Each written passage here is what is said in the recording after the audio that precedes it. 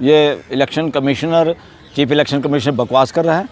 उसकी जो भी इलेक्शन कमिश्नर अगर ये बयान दे दे तो पूरा देश विश्वास कर लेगा।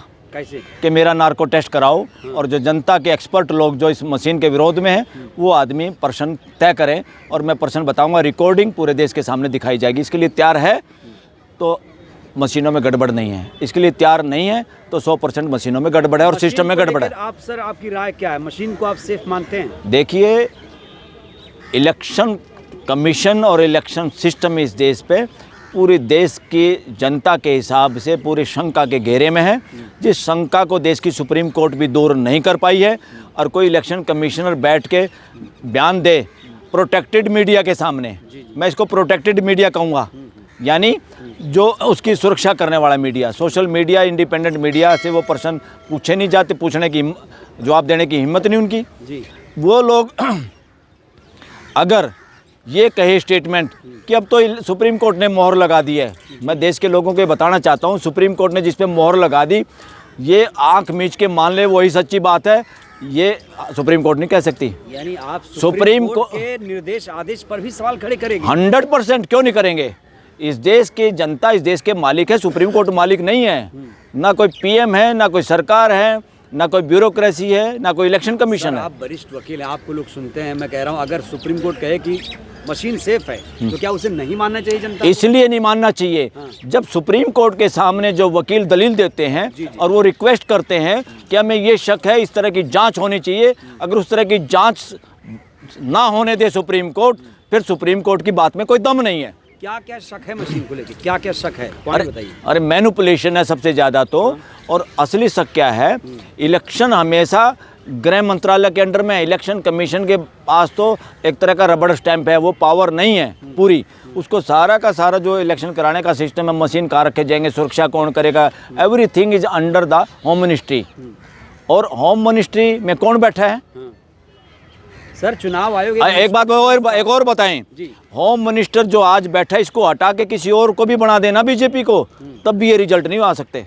अच्छा, हाँ, यानी आप ये कह रहे हैं कि गृह मंत्रालय का बहुत हस्तक्षेप है चुनाव आयोग? सारा ही है।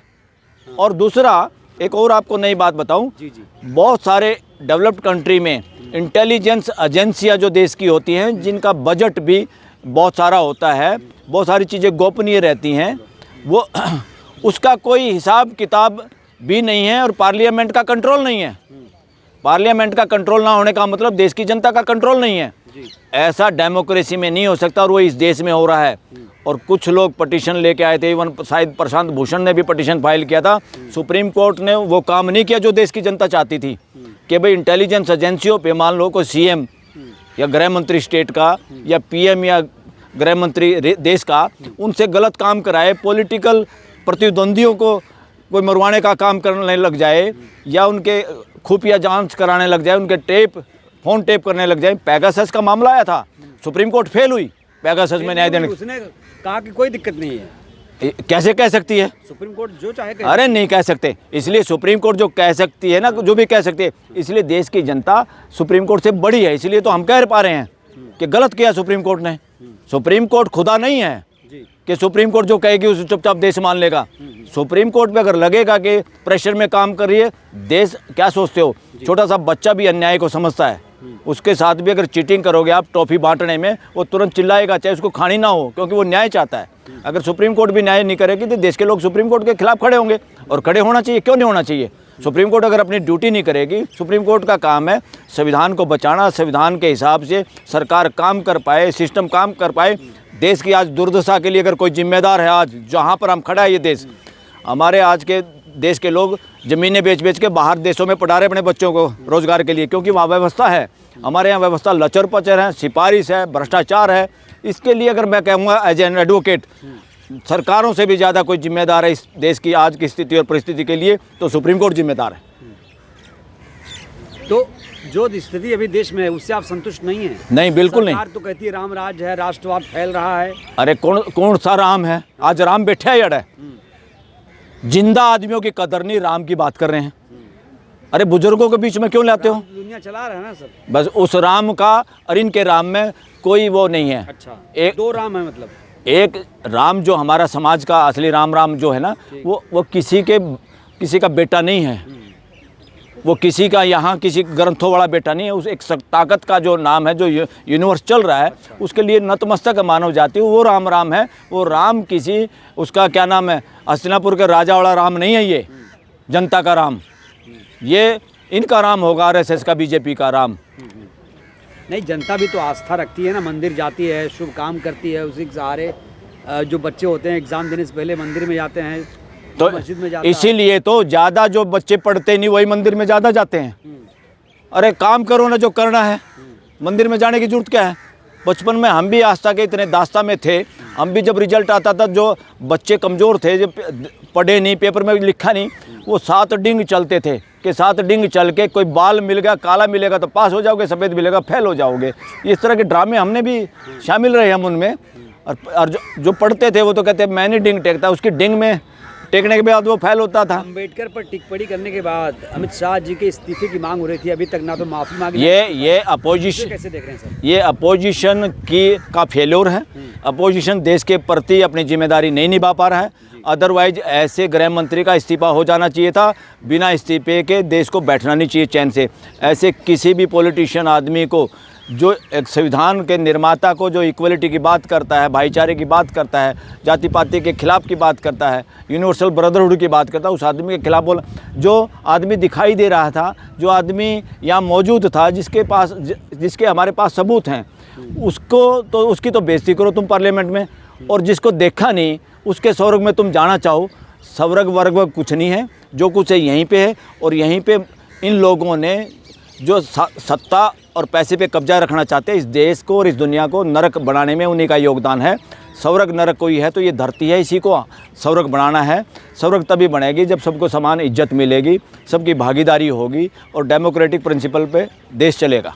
सर, देश की जनता चुनाव आयोग पर सवाल बार बार क्यों खड़ी करती है? क्योंकि चुनाव आयोग बार बार जब भी EVM धांधली या हैकिंग की बात या फिर छेड़छाड़ की बात आती है तो शायरी आजकल सुनाता है। क्या आपने चुनाव आयोग की शायरी सुनी सर? मैं तो ये कह रहा हूँ, मैंने सुनी उसकी शायरी। उसकी शायरी तभी तो मैं कह रहा हूँ उसको नार्को टेस्ट बिठा लो जी। और पूरे देश के सामने हिसाब किताब हो जाएगा, हिम्मत हो तो। वो बैठे, गृह मंत्री बैठे और प्राइम मिनिस्टर, 3 आदमियों को बिठा लो। क्या क्या सवाल होंगे तब?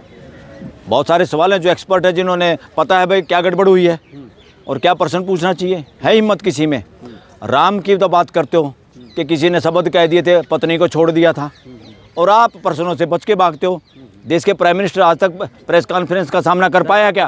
अरे डेमोक्रेट तो भावना आहत हो जाएगी। किसकी भावना? देश के लोगों की। कोई भावना नहीं, मेरे जैसे तो लोग हैं, हमें पता है कौन सी भावना आहत होती है। संविधान ये कहता है अगर भावना तुम्हारी तब कदर होगी अगर वो 3 कंडीशन पे खरा उतरता होगा। तो आपकी भावना क्या?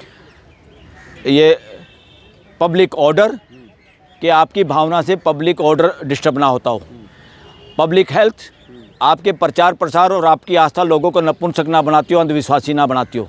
और पब्लिक मोरालिटी ये है पूरा समाज मिलकर जिस चीज़ को महसूस करता है, अब अगर आप उससे उल्टी बात करते हो तो आप अपनी आस्था का प्रचार नहीं कर सकते। उल्टा हुआ जब पूरा देश राम को पूजता है। हाँ, तो आप सवाल खड़े करेंगे तो लोग भड़केंगे। अरे राम को पूजते तो इतने सारे झंडे बांटे थे, फिर हेलीकॉप्टर से ऊपर सर्वे करा कि दिल्ली में कितने झंडे हैं, तब पता चल गया इनको कि राम के वो हवा जो तुम सोच रहे थे इसके आधार पे इलेक्शन जीत जाओगे, 400 पार कर जाओगे, संविधान बदल दोगे, हवा निकल गई टायर की, एकदम गुब्बारा फट गया ना।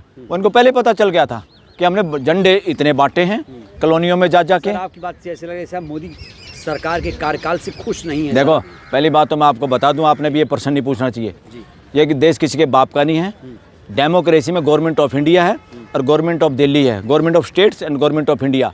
संविधान में इसके अलावा किसी के पार्टी की सरकार नहीं है देश में, किसी आदमी की सरकार नहीं है। ये जो बातें आप लोग करते हो और ये बातें जिनके दिमाग में हैं कि मोदी की गारंटी, केजरीवाल की गारंटी, मेरी सरकार, उसकी सरकार, किसी के बाप की सरकार नहीं। राजशाही, तानाशाही, व्यक्तिवाद के लिए कोई जगह नहीं डेमोक्रेसी में। जो इन 3 तरह की बात करता है, समझो इस देश की डेमोक्रेसी में फिट आदमी नहीं। उसको जितना जल्दी दफा करो राजनीति से और उसको जितना जल्दी हरा सके जनता, उतना ही बेहतर रहेगा देश के लिए। सर, मशीन को लेकर सवाल ये है कि जब बीजेपी विपक्ष में थी 2009 में, तो उसके नेता सुप्रीम कोर्ट तक दौड़ लगाते थे, लेकिन आज वही बीजेपी मशीन पर चुप क्यों है? अरे बात सिंपल एक है, देश में कंट्रोवर्सी है, वो कंट्रोवर्सी कौन हल करेगा? वो कंट्रोवर्सी हल करनी चाहिए थी सुप्रीम कोर्ट ने। सुप्रीम कोर्ट इसमें फेल रही। सुप्रीम कोर्ट दूध का दूध और पानी का पानी करने में फेल हुई है इस चुनाव के मामले में, और देश इंतज़ार कर रहा है अभी भी कि सुप्रीम कोर्ट अभी भी इस बात पे देश के सामने पूरी चीज़ें पेश करेगी, और देश के एक्सपर्ट लोग जो चाहते हैं उसी तरह की जांच कराएगी, और जांच के बाद देश के सामने दूध का दूध पानी का पानी करेगी। यही तो जिम्मेवारी है सर। लोकतंत्र, ये मर्जी नहीं है सुप्रीम कोर्ट की। 4 स्तंभ सरकार, संसद, कोर्ट, मीडिया, क्या चारों पिलर कमजोर हो गए आपकी नज़र में? नहीं, चौथे पिलर में तो अभी दम बचा है, जिसमें आप भी शामिल हो। वो जो है, जो मीडिया जिसको हम गोदी मीडिया कह रहे हैं, वो तो सारे व्यापारियों के हैं, वो दुकानदारी कर रहे हैं, वो देश के इशू नहीं उठा रहे, और उनके लाइसेंस तो रद्द होने चाहिए सारे, ताले लग जाने चाहिए इन चैनलों के यहाँ। सरकार की बात करेगा, सरकार की तारीफ करेगा, जाहिर तौर पर सरकार को तो अच्छा लगेगा, सरकार ऐसे लोगों को और प्रमोट करेगी। हाँ, देखो भांडगिरी किसको पसंद है? राजा को होती थी, जो उसके गीत गाता था, तो उस आदमी को असरफी दे देते थे, पैसे दे देते थे, सोने की मोहर दे देते थे। तो इसलिए क्या है, देश में लोकतंत्र है या राजशाही, क्या चल रहा है? या तानाशाही, यानी उसके खिलाफ कोई भी बोलेगा उसी पे मुकदमे बना देगा, उसी को गिरफ्तार करा देगा, उसी के पीछे पुलिस, ईडी, इनकम टैक्स लगा देगा। तो इससे सब स्पष्ट नज़र नहीं है क्या कि तानाशाही और राजशाही चल रही है? सर, पिछले 2 सालों से आप बैलेट को लेकर आवाज़ बुलंद करते हैं, क्या कोई ऐसी याचिका आप लोग आगे लगाएंगे बैलेट को लेकर कि बैलेट की बहाली देश पे फिर से हो? और बैलेट से चुनाव करने में, मशीन से चुनाव में क्या अंतर देखते हैं आप? बहुत बार सुप्रीम कोर्ट में जितने, हालांकि तो सब साथी एक्टिव हैं, मगर किसी मुद्दे में जो लोग एक्टिविज्म दिखाते हैं वो भी थके हुए हैं जी। उनको लगता है कि सुप्रीम कोर्ट को जो करना नहीं चाहिए नहीं कर रही। इसलिए देश तक ये मैसेज आना चाहिए, supreme court is for the people of this country. Supreme court के पे विश्वास करना हमारी जिम्मेवारी नहीं है, ये सुप्रीम कोर्ट की ड्यूटी है, वो ऐसे काम करे, देश के लोग उस पर विश्वास करें। वरना देश की जनता मातहत नहीं है सुप्रीम कोर्ट की। हमने एक व्यवस्था बनाई है कि भाई अल्टीमेटली मुकदमों की यहाँ पे निपटारा होगा, मुकदमे निपटारे हो जाते हैं, न्याय होता कि नहीं होता ये अलग बात है। बहुत बार क्या होता है, न्याय नहीं होता, फैसला अंतिम होता है। ये तो सुप्रीम कोर्ट के जज कह चुके हैं, मतलब कि हम भी गलत, बाद भी न्याय नहीं मिलता। यस। न्याय का मतलब है सुप्रीम कोर्ट के हर फैसले से देश में भाईचारा बढ़ रहा है कि नहीं बढ़ रहा, ये है असली टेस्ट। सुप्रीम कोर्ट के फैसलों से देश में नफरत कम हो रही है कि बढ़ रही है, ये टेस्ट है कि सुप्रीम कोर्ट काम ठीक करे कि नहीं। देश में आर्थिक असमानता बढ़ रही है, कम हो रही है, देश में ट्रांसपेरेंसी बढ़ रही है, कम हो रही है, ये सारी की सारी टेस्ट है कि सुप्रीम कोर्ट ठीक काम करेगा गलत करे, देश के लोग जाने। हालिया आए फैसलों को आप कैसे देख रहे हैं? क्या ऐसी कुछ स्थिति हुई देश में? अभी जो उम्मीद थी सुप्रीम कोर्ट से, या जो उम्मीद है देश के संविधान को और देश की जनता को, सुप्रीम कोर्ट उसके आसपास नहीं है अभी। और सुप्रीम कोर्ट को बहुत माइलस्टोन चलना होगा देश का विश्वास बढ़ाने के लिए, और संविधान के प्रति अपनी ड्यूटी को समर्पित करते हुए काम करने की, इस देश में मानवीय व्यवस्था स्थापित करने के लिए सुप्रीम कोर्ट को बहुत कुछ करना बाकी है। सर, लास्ट सवाल, क्या बैलेट की बहाली हो पाएगी आपको लगता है? यस, वो ये कह रहा, उसने एक स्टेटमेंट दी, मैंने पढ़ा कि सुप्रीम कोर्ट ने बैलेट की मांग करना नासमझी है या बेईमानी। अरे तू होता कौन है भाई? देश के लोग जाने ना उन्होंने कैसे करना, अपने घर का काम कैसे चलाना है। तू कहाँ से एक्सपर्ट बन के आ गया? चोरी चकारी से बना हुआ इलेक्शन कमिश्नर इस तरह की बात करता है। वो देश के लोगों को मूर्ख समझता है कि देश के लोग अपनी आवाज़ नहीं उठा सकते। देश के लोग जो चाहेंगे वही होगा देश में, कोई इलेक्शन कमिश्नर की वजह से नहीं होगा। देश के लोग क्या चाहते हैं? देश के लोग बैलेट पेपर से इलेक्शन चाहते हैं, उसमें बहुत ही कम परसेंटेज की धांधली है, उसमें ज़्यादा से ज़्यादा होगा कोई एक बूथ लूट लियागा, उसके री इलेक्शन हो सकते हैं। वो मशीन से आपके पर्स में से कोई पैसे निकाल लेगा तो पर्स में सारा अकाउंट तो नहीं होता आपका, मगर ऑनलाइन तो सारा का सारा लेके भाग जाता है, एक ही बार भाग सकता है। तो इसीलिए बैलेट मशीन से ऑनलाइन पूरा फ्रॉड हो गया। ये यार वहाँ के लिए इन्विटेशन बता रहे, मांगते घूम रहे अमेरिका के राष्ट्रपति के ओथ सेरेमनी का, और अमेरिका में बैलेट पेपर से चुनाव होता है। टेक्नोलॉजी के बादशाह वो लोग, समझे? मस्क भी विरोध कर रहे हैं मशीन का। और मस्क से बड़ा ज़्यादा एंटरप्रेन्योर कौन है आईटी का? जब वो बता रहा है तो आपको समझने की जरूरत है क्या? अब तो क्या है, चोर अपनी चोरी पे अडिग है, चोर अपनी जिद पे कायम है।